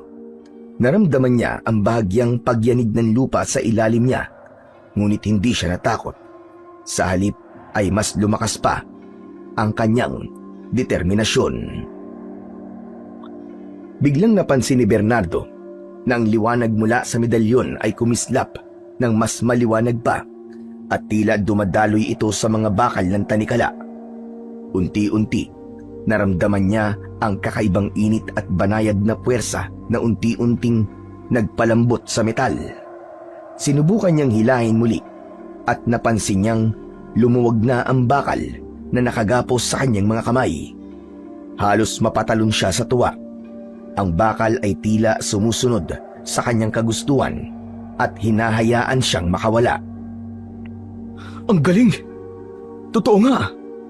Makapangyarihan ang medalyon na to! Inalis na niya ang bakal. Tuluyan na ngang nakalaya ang kanyang mga kamay. Pagkatapos nun, ay nakita niyang mas tumingkad ang liwanag sa kanyang paa. Yumuko siya at dahan-dahang hinila ang bakal at muling napansin niyang malambot na rin ang metal at lumuwag na. Konti na lang makakalaya na ako. Isa talaga tong himala. Sa huling bahagi, Sinubukan niyang alisin na rin ang nasa kanyang leeg. Maigpit pa rin ito at matigas, ngunit sa muling pagdaloy ng liwanag mula sa medalyon, unti-unti ay naipalusot niya ang tanikala sa kanyang ulo hanggang sa tuluyan na itong natanggal. Masayang masaya ang binata sa kanyang naging kalayaan. Ngunit ilang sandali pa ay napalingon siya sa bungad ng kuweba. Lumapit siya sa harang na malaking bato at hinawakan ito. Paano ko aalisin ang batong to? Sigurado ako napakabigat nito. Hindi ko to kayang buhatin. Bigla niyang naalala ang kanyang ama na bathala. Sabay na pangiti. Kaya ko to. Dahil ang ama ko ay isang bathala. Ang dugo na dumadaloy sa akin, kalahating bathala at kalahating mortal. Hindi lang basta ako tao. Alam ko'y ako'y pinagkalooban ng lakas na lampas sa aking inaasahan. Tumayo siya ng tuwid at dahan-dahang inihanda ang kanyang sarili. Hinawakan niya ng dalawang kamay niya ang bato at sinubukan itong itulak. Bahagyang umuga ito. Kaya ko to. Ito na ang aking pagkakataon para makalabas sa kuweba na to. Huminga siya ng malalim at saka umusal ng hiling sa medalyon. Muli niyang itinulak ang batong harang sa kuweba. Gumulong ito ng dahan-dahan at sa huli niyang pagpuwersa dito, tuluyang naitulak niya ito palayo at sapat na ang espasyong naiwan para siya ay makalabas. Napasigaw sa tuwa si Bernardo. Masaya siyang pinagmasdan ang kanyang mga kamay at paa na malaya na. Ngunit bago pa siya maging masaya ng tuluyan, biglang may narinig siyang kaluskus mula sa likod ng mga puno. Lumingon siya at doon niya nakita si Joel. Nakalinya sa pagitan ng mga puno. Ang mukha nito ay puno ng pagtataka at hindi maipaliwanag ang pagkamangha. Paano mo nagawa yun? Natigilan si Bernardo. Hindi niya alam kung paano ipapaliwanag ang totoo sa kanyang kaibigan. Batid niyang ang kababalaghan na naganap ay lampas sa pangkaraniwan at baka hindi maintindihan ni Joel kung paano ipapaliwanag ng detalyado. Lumapit ng dahan-dahan si Joel. Ibig sabihin, nakakalabas ka? Bakit hindi mo sinabi sa akin kanina? Hindi makasagot si Bernardo. Nakatitig lang siya sa mukha ng kaibigan at pagkatapos ay huminga siya ng malalim bago sumagot. Ngayon ko lang to nagawa, Joel, maniwala ka. Dahil yun sa medalyon na ibinigay sa akin ni nanay. Nalaman ko na kaya ko palang makalaya. Kanina ko lang to nadiskubre. Ngayon lang? Totoo ba yung sinasabi mo? Bernardo, magkaibigan tayo, di ba? Bakit naglilihim ka sa akin? Wala akong nililihim sa'yo. Totoo ang sinasabi ko. Ngayon lang ako nakalabas. At kung iniisip mo na ako ang umatake sa Praile, hindi. Hindi ko gagawin yun. Hindi ako isang halimaw. Talaga? Hindi ikaw? Oo, Joel. Wala akong kinalaman sa mga nangyari. Ang kapangyarihang to, hindi ko kailanman gagamitin sa masama. Gagamitin ko to sa mabuti. Napatingin si Joel sa kanya at nakaramdam ng konting ginhawa. Sige, naniniwala ako. Pero ano na ang plano mo? Kung babalik ka sa baryo, baka lalo ka ng pagginalaan at maaaring matakot din ang mga tao sa'yo. Baka mas lalong lumala ang sitwasyon. Alam ko yun. Wala akong balak na bumalik sa baryo bilang ako. Teka, anong ibig mo sabihin? Babalik ako doon bilang tagapagtanggol ng baryo. Itatago ko ang tunay kong pagkakakilanlan at aalamin ko kung ano talaga ang sanhi ng mga patayan. Lumapit ng bagya si Joel kay Bernardo at tinapik ang balikat nito. Pero paano mo yung gagawin? Delikado ang plano mo. Baka mahuli ka. Bakit? Wala ka bang bilib sa akin? May tiwala naman ako sa'yo eh. Ikaw pa ba? Pero seryoso, poprotektahan ko talaga ang mga tao. Hindi ko hahayaang maulit pang nangyari sa kumbento. Gusto mo samahan kita? Huwag na, Joel. Hayaan mo na ako. Ayoko madamay ka at ayoko mapahama ka ng dahil sa akin. Hindi, Bernardo. Kasama mo ako dito at hindi kita pwedeng pabayaan. Joel, kaya ko na to. Maniwala ka sa akin. O sige, kung ayaw mo akong isama, edi tutulong na lang ako sa parang alam ko. Ako ang bahalang mag-imbestiga sa kaso ng pagpatay sa mga praile. Salamat kung ganon. Malaking tulong yun sa akin kapag nagkataon. Kailangan natin bigyan ng muka ang aswang para malaman natin kung bakit niya ito ginagawa. Sige, ako nang bahala, Bernardo. O siya, sige na. Mabuti pa'y bumaba ka na at baka hinahanap ka na sa pwesto mo. Ama ka, pero bago ako umalis, may iaalok ako sa'yo. May lumang kubo sa dati naming bukid. Matagal na yung di nagagamit at medyo luma na. Pero pwede pa rin pagtiyagaan at tirhan kung gusto mo. Doon ka na muna manatili. Talaga? Saan ba yun? Sa may timog ng baryo. Malapit na sa dulo ng baryo. Malayo yun at hindi madalas napuntahan ng mga tao. At kapag may lalapit, makikita mo agad. Makakapaghanda ka o kaya makakapagtago ka kung kinakailangan. Ayos yun. Malaking tulong yun sa akin. Hindi ko na kailangan pang mag-alala kung saan ako matutulog o kung saan magsisimula ang aking plano. Sige, doon na lang ako. Salamat, Joel. Walang anuman. O siya, kailangan ko na talagang umalis. Ngumiti si Joel bago dahan-dahang naglakad palayo. At habang lumalayo siya, nanatiling nakatitig si Bernardo sa kanyang kaibigan. Napangiti siya sa kabaitan nito at katapatan. Nang hindi niya na makita si Joel, muling ibinaling ni Bernardo ang paningin niya sa kuweba. Naglakad siya palapit dito. Hinawakan niya ang bato at muli itong ibinalik sa bunganga ng yungib. Ginawa niya ito upang kapag may ibang dumating, aakalain nila na nasa loob pa rin siya. Nang matapos ay lumayo siya at piniling magpahinga muna bago bumaba sa baryo. Samantala, habang nagpapahinga, ay bigla siyang napasinghot ng may maamoy na kakaiba. Mabaho yun at masangsang, parang bulok na karne. Tinignan niya ang paligid at sa may bandang ibaba niya, nakita niya ang isang patay at naaagnas na bayawak. Agad niyang naisip na dalhin ito sa loob ng kuweba. Makalipas ang ilang oras, unti-unti nang dumilim ang paligid. Nagsimula na siyang maglakad pababa ng bundok. Nang marating niya ang baryo, naging maingat siya sa kanyang paglalakad. Dumaan siya sa mga sulok-sulok at sa ilang madidilim na bahagi upang walang makakita sa kanya. Nang marating niya ang kubo, saglit siyang naglinis at nang matapos, pinili niya muna na magpahinga. Tahimik sa loob ng kubo. Malaya siyang nakakapag-isip ng kanyang mga gagawin sa mga susunod na gabi. Subalit makalipas ang ilang sandali ng kanyang pamamahinga, bigla siyang nakarinig ng isang kakaibang tunog mula sa di kalayuan. May umuungol na parabang nasasaktan. Ano yun? Pinakinggan niya itong mabuti at napagtanto niyang nagmumula ito sa isang tao.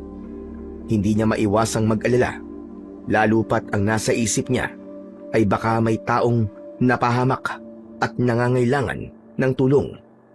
Dahan-dahan siyang tumayo at sumilip sa labas ng kubo, pero wala siyang nakita na anuman. Ngunit ang tunog ay kanyang muling narinig at mas luminaw. Doon na siya nagdesisyon na lumabas. Naglakad siya ng dahan-dahan at sinundan ang pinanggagalingan ng tunog. Sa di kalayuan, sa ilalim ng isang puno, nakita niya ang isang matandang babae na wala halos saplot sa katawan. Nagpapahid ito ng langis sa kanyang buong katawan. Biglang napansin ng binata na ang katawan ng babae ay nagbabago. Pagkaraan ng ilang sandali, bumabaluktot ang katawan nito, pabaliktad. Humahaba din ang kanyang mga kuko at biglang lumitaw ang matutulis na pangil sa bibig nito. Hindi maaari. Isang aswang. Hindi nagawang kumilos ni Bernardo dahil sa pagkabigla. Nakatitig lang siya sa babae na tuluyan ng naging anyong halimaw. Kumilos ito ng mabilis at biglang naglaho sa dilim. Nang may masmasan, ay bumalik siya agad sa kubo. Alam niyang kailangan niyang maganda. Naghalungkat siya sa mga gamit na naiwan sa kubo ng pamilya ni Joel. May nakita siyang malaking panyo at ito ang ginawa niyang pantakip sa kanyang muka upang maitago ang kanyang pagkakakilanlan. Nakapatong ang tela sa kanyang ilong at baba at pagkatapos ay kumuha siya ng t-shirt at ipinatong yun upang mas maayos ang pagtatago sa kanyang buong muka. Maingat siyang naglakad papunta sa bahay ng kanyang kaibigang si Joel. Hindi niya kayang itago ang natuklasang impormasyon sa kanyang kaibigan. Ilang minuto ay nasa harap na siya ng pintuan. Sandali siyang kumatok. Sino yan? Ako to, Joel. Papasukin mo ako, bilis. Agad na bumukas ang pinto at hinila siya ni Joel papasok ng bahay. Anong ginagawa mo dito? Ba't ka nagpunta dito? Alam mo naman na delikado, Bernardo. Alam ko, pero nagpunta ako dito kasi may kailangan kang malaman. Nakita ko na yung aswang. Ano ka mo? Saan? Kailan mo nakita? Kanina lang, doon malapit sa kubo mo. Isa siyang matandang babae. Payat, tapos magulo ang buhok, at may malaki at maitim na balat sa kanyang mukha. Ano? Sigurado ka ba niya sa sinasabi mo? Oo, sigurado ako, maniwala ka sa akin. Nakita ko talaga yung aswang. Naniniwala naman ako sa iyo, Bernardo. Nabigla lang ako kasi hindi ko akalain na siya pala yung aswang na umaatake dito sa baryo natin. Bakit, Joel? Kilala mo ba siya? Hindi gaano, pero nakita ko na siya. Ilang araw pa lang ang nakakalipas. Kung hindi mo siya kilala ng personal, bakit ganyan ang naging reaksyon mo? Bakit parang nalungkot ka? May kwento kasi tungkol sa matanda na yon. Ayon sa mga kasamahan ko, pinatay ang nag-iisang anak niya. Lalaki yon, at itinapon sa basura na parang walang kwentang basura. May mga bulong-bulungan pa na ginahasa ito bago pinatay dahil wala siyang suot na damit. Ganun ba? Napakasakit naman ang nangyaring yun sa kanya. Sinabi mo pa. Pero teka, hindi kaya yun ang dahilan kung bakit siya pumapatay? Siguro. Pwede. Baka kasi naghihiganti siya dahil sa sama ng loob sa kawalang hustisya sa bayang ito. Kaya nga, nakakalungkot. Kaya lang, hindi pa rin niya dapat ginawa yun. Bakit kailangan niyang pumatay ng mga inosenteng tao? At bakit siya pumapatay ng mga praile? Hindi ko alam, Joel. Hindi ko alam kung paano tumatakbo ang isip niya. Hindi kaya iniisip niyang may kinalaman ng mga praile sa pagkamatay ng anak niya? Mahirap magbigay ng konklusyon na walang tamang investigasyon. Sa bagay. O sige, alis na ako. Hahanapin ko yung aswang. Teka lang, sasama ako sa'yo. Anong sasama? Wag na. Ako na lang. Pero delikado, Bernardo. 3 katao ang pinatay niya sa simbahan. Ibig sabihin, mabangis siyang aswang. Hindi ka pwedeng mapahamak. Malalagot ako kay Tia Maria. Ayos lang ako, Joel. Mas delikado kapag may nakakita sa ating dalawa na magkasama.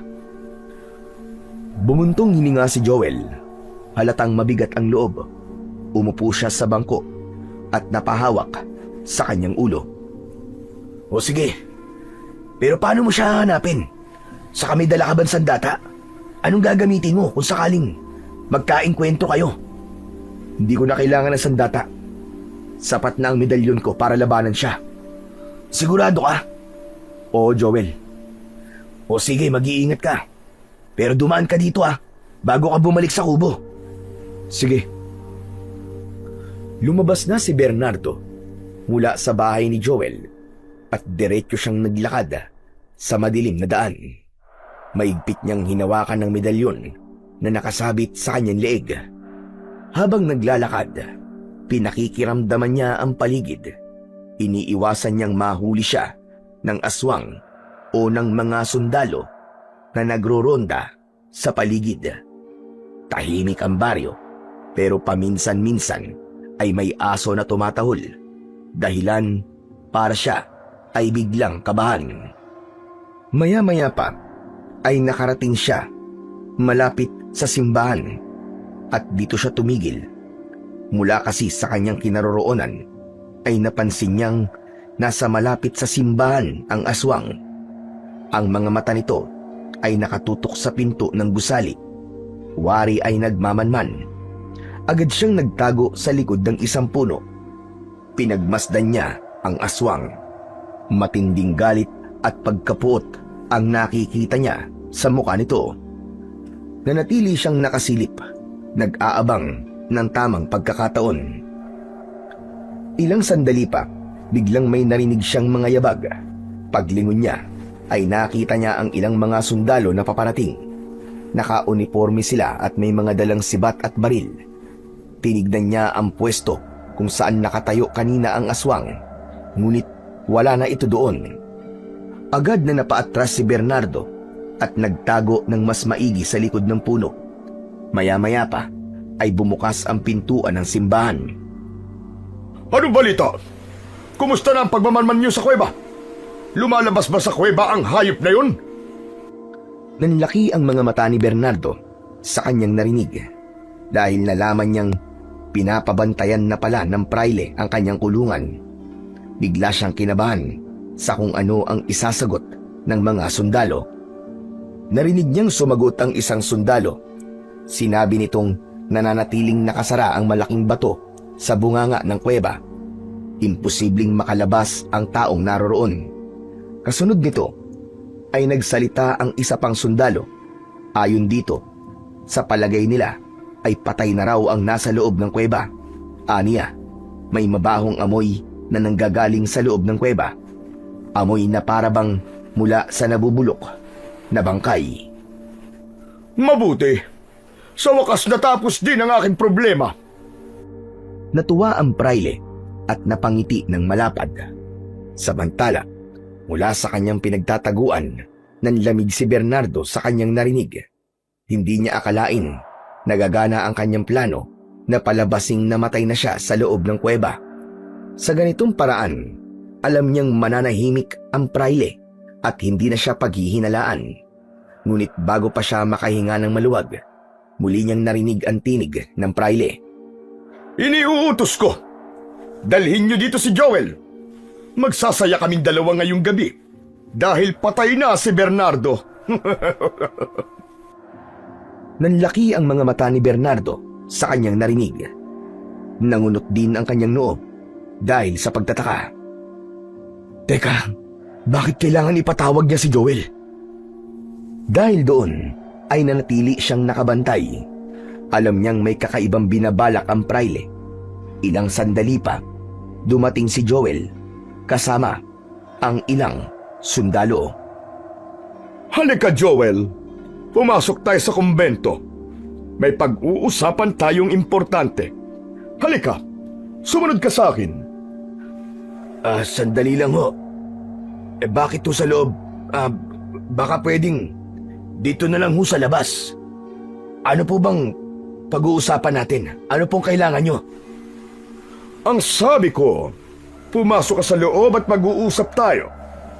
Kayong lahat, rumonda kayo at manatiling alerto sa baryo.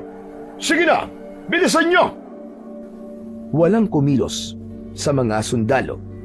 Nagkatinginan lang sila at lahat ay tila nagtataka. Ano ito? Mga bingi ba kayo? Ang sabi ko, umalis na kayo at magronda! Bilisan nyo! Agad na sumunod ang mga sundalo. Nagkakandara pa ang mga ito at iniwan si Joel sa harap ng praile. Dahan-dahan namang lumapit si Bernardo. Nagtago ito sa malalaking bato at sumilip. Nakita niya ang praile at si Joel na diretso sa loob ng kumbento. Kaya naman mas lumapit pa siya hanggang sa mismong makarating siya sa tabi ng kumbento. Lumapit siya sa may bintana sa bandang likod at doon sumilip.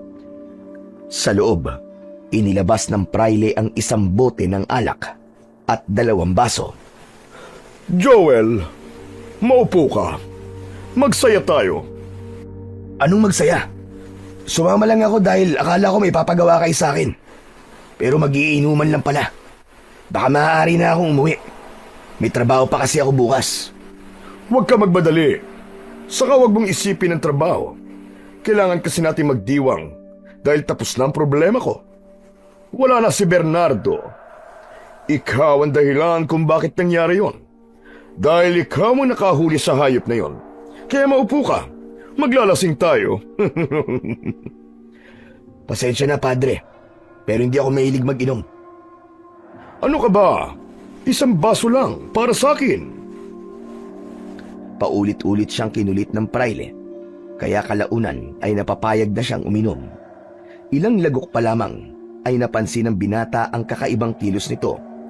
Hinahawakan siya ng praile sa balikat at dahan-dahang dumudulas pababa sa kanyang tiyan. Padre, anong ginagawa niyo? Tumigil kayo! Ngunit tumawa lang ang praile. Walang bahid ng hiya. Huwag ka na magpumiglas. Hayaan mo lang ako. Biglang napatayo si Joel, ngunit hinawakan siya ng praile. Umupo ka lang at tumahimik ka, ha? Ikaw ang tumahimik! Bastos ka! Praile ka pa naman, pero balasubas ang ugali mong hayop ka! Handa si Joel na ipagtanggol ang kanyang sarili laban sa mapagsamantalang praile. Ngunit bigla siyang natigilan nang makitang naglabas ito ng baril at itinutok sa kanya. Sige, tumanggi ka. At mamamatay ka mismo sa kumbentong ito. At isusunod ko ang lahat ng miyembro ng pamilya mo. Palalabasin kong mga taksil kayo at papupugutan ko kayo ng mga ulo. Pati na ang ina ng kaibigan mong si Bernardo. Namilog ang mga mata ni Joel. Teka, paano mo nalaman ang tungkol sa amin? Marami akong mga mata at tenga. Walang lihim na hindi ko kayang alamin. Natahimik si Joel. Sa pagkakataong yun, ay alam niyang nasukol na siya at hindi niya alam kung ano ang kanyang gagawin. Pumayag ka na kasi. Pagbigyan mo na ako. Tataas ang ranggo mo. Ano pang gusto mo? Kaya kong ibigay ang lahat. Magsabi ka lang. Mas lalong nag-alab ang galit ni Joel. Nanginginig na siya sa pagkasuklam. Samantala sa labas, ganun din ang nararamdaman ni Bernardo. Gusto niya nang sumugod. Kaya naman, naglakad siya ng dahan-dahan papunta sa harap. Ngunit bigla siyang napatigil nang mapansin ng isang anino sa pintuan ng kumbento. Nasa harap mismo ang aswang. Nakalugay ang magulong buhok nito. Kita sa mga mata nito ang matinding pagkapot. Nagngangalit din ang panga nito, habang ang kuko ay mas lalong humaba at ikinaskas yun sa kahoy. Isang malakas na ungol ang pinakawalan ng halimaw. Kasunod nito ay ang pagbangga ng katawan nito sa pintuan. Muling umatungal ang aswang. Mas mabagsik. Walang ano-ano ay binangga nito ang pinto at tuluyan na yung nabuksan. Agad itong sumugod patungo sa praile. Nabitiwan ni Joel ang baso at napaupo sa saig dahil sa matinding pagkabigla at takot. Humarap ang praile. Mabilis na kinuha ang krus na nakasukbit sa kanyang leeg at itinaas ito. Napaatras ang aswang. Nanginginig na tila tinatablan ng banal na simbolo. Huwag ka lalapit! Huwag ka lalapit! Halimaw ka! Ngunit sa halip na umatras ang aswang, ay bigla itong tumawa. Halimaw! Ako lang ba ang halimaw dito, Padre? Tignan mo ang sarili mo. Hindi ba't batid mo namang isa ka ding demonyo na nagkukumble sa sutana? Ang pagkakaiba lang natin, ako, hindi ko na tinago kung sino ako. Pero ikaw, nagkukunwari kang banal, pero demonyo ka. Tumahimik ka! Hindi mo alam kung ano sinasabi mo! Alam ko, Padre. Alam na alam ko ang kulay mo. Hindi ba't ikaw ang gumahasa at pumatay sa anak ko? Sinabi niya sa akin ang lahat. Lahat sa aking panaginip. Ikaw ang tunay na may sala. Ikaw ang hinahanap kong demonyo. Nalaman ni Joel ang katotohanan. Ang praile pala ang tunay na pumatay sa anak ng matanda. Kaya pala walang tigil itong nagbabalik para patayin siya. Galit na galit ang praile. Nanginginig ang kanyang mga kamay. Sa pagmamadali niyang umatras, bigla siyang nadapa sa sahig. Napigtas ang pinakatali ng kanyang kwintas. Nahulog ang krus. Nang tumayo ang praile, agad niyang itinutok ang baril at sunod-sunod na nagpaputok. Ngunit hindi man lang natinag ang aswang. Sa isang iglap, lumapit ito at lumundag. Diretsyong nilusob ang praile. Bumagsak silang dalawa sa sahig at paulit-ulit siyang kinakalmot ng aswang. Hanggang sa nagawa nitong ibaon ang matutulis nitong kuko sa kanyang dibdib. Dinukot ng aswang ang puso ng pari. Tumigil ang sigaw ng pari. Nanlaki ang mga mata at tuluyang nawalan ng buhay. Pagkatapos, dahan-dahang bumaling ng tingin ng aswang kay Joel. Lumapit ito. Mabangis ang mga mata. Ikaw naman. Huwag mo akong sasaktan. Hindi mo ako kalaban. Lahat ng tao kalaban ko. At pagkain ka pa rin sa mga mata ko. Biglang dumating si Bernardo. Napatingin dito ang aswang. Naging kapansin-pansin ang biglang pangihina nito. Napaluhod ito at napatitig kay Bernardo. Sino ka? Bakit may taglay ka kapangyarihan? Hindi siya sinagot ni Bernardo. Tinulungan niyang tumayo si Joel. Aalis na sila nang biglang magsalita ang aswang. Pakiusap. Patayin mo na ako. Nakapaghiganti na ako. Gusto ko nang magpahinga. Hindi ako pumapatay ng kahit na anong nilalang na walang laban. Kung ayaw mong gawin, ako na lang. Sa isang iglap, buong lakas na isinaksak niya yun sa kanyang sariling dibdib. Kasabay ng isang nakakabinging sigaw, binunot ang sariling puso. Napahiga siya sa sahig hanggang sa mawalan ng buhay. Bernardo, salamat. Kung di ka dumating, baka pinatay niya na ako. Walang anuman, kaibigan. Hindi ko hahayaang may masamang mangyari sa'yo. Hindi ko akalaing pipiliin niyang wakasan ang sarili niyang buhay. Kaya nga eh. Pero teka, ano na mangyayari ngayon? Oo nga pala, umalis ka na. Sige na. Baka may dumating na mga sundalo. Ako nang bahala dito. Sige, aalis na ako. Mag-iingat ka, Joel. At nais ko nga palang sabihin sa'yo na baka umalis na lang din kami dito sa baryo. Isasama ko si nanay. Hindi na sila nag-aksaya ng oras. Magkasama silang naglakbay patungo sa ibang bayan, malayo sa kanilang baryo. Samantala, nanatili si Joel sa kanilang baryo. Hindi na muling nabanggit ang nangyari sa kumbento at itinuon niya ang kanyang sarili sa tungkulin bilang kawal. Nakilala siya bilang isang matapat, marangal at makatarungang bantay ng bayan. Si Bernardo naman at ang kanyang ina ay naging maayos ang pamumuhay sa bagong baryo. Wala nang nakakaalam ng tunay niyang pagkatao. Siya ay naging isang simpleng mamamayan, isang magsasaka, nakilala sa pagiging simple, tahimik at mabait na tao. Ngunit hindi nila alam na ito ay anak ng isang bathala.